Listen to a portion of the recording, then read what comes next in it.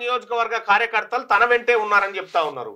వచ్చిన బాధ ఏంటంటే ఈటల రాజేందర్ గారు మిమ్మల్ని కేసీఆర్ బర్తరఫ్ చేసినప్పుడు మేమందరం వచ్చి మీకు బతిలాడినాం. మీరు ఇండిపెండెంట్గా ఉండండి, లేదంటే పార్టీ పెట్టండి, ఈ బీసీలకు అరుదైన అవకాశంగా దీన్ని భావిస్తూ ఉన్నామని చెప్తే ఇట్లింటివి అట్లా ఇడిచిపెడితివి. నీ వ్యాపార ప్రయోజనాల కోసం బీజేపీలో చేరుతీవి. ఇలా నువ్వు ఇండిపెండెంట్గా ఉంటే ఈ పరిస్థితి బీసీలకు ఉంటుండేనా? 20 ఏళ్ళు కార్యకర్తలు నీ అంటుంటే నువ్వేమో దొరలంటుంటివి, లేకపోతే వాళ్ళంటుంటివి. ఎట్లా రాజేందర్ అన్న? ఇంకా కూడా నీకు ధైర్యం లేదన్నా, నీకు ధైర్యమే లేదు. నువ్వు ఏదో ఆడ మైక్ పట్టుకొని డైలాగులు కొట్టినావు కానీ నీకు ధైర్యమే లేదు. ఎంతమంది వచ్చి చెప్తాం మేమంతా?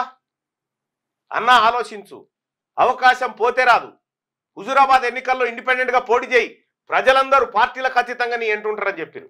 అయినా పోయి బీజేపీలో వేస్తే అయినా కూడా మద్దతు చేస్తే నిజంగా ఈటల రాజేందర్ అన్న నువ్వు బయటకు వచ్చి బీసీ వాదం గురించి మాట్లాడేస్తున్నావు. బయటకు వచ్చి బీసీ అను, నువ్వు బీసీ టాపిక్ తప్ప అన్ని చెప్తావు రాజేందర్ అన్న. నీతో వచ్చిన బాధనే అది. ఎందుకంటే నీకు వ్యాపారాలు ఉన్నాయి, వాటిని రక్షించుకోవాలి, ఇవన్నీ ఉంటాయి. కాబట్టి ఈటల రాజేందర్ అన్న నువ్వు ఉంటేనేమో బీసీల దిక్కుండు, లేకపోతే వాళ్ళ దిక్కానుండు. అటు కాకుండా ఇటు కాకుండా నడిబిట్లుంటే ఎటు కాకుండా అవుతావు. ఆడ బండి సంజయ్ బీసీ, ఈయన బీసీ, మంచిగుంది. ఇది అద్భుతం. ఎందుకంటే తన్నుకున్న బీసీలే తన్నుకోవాలి.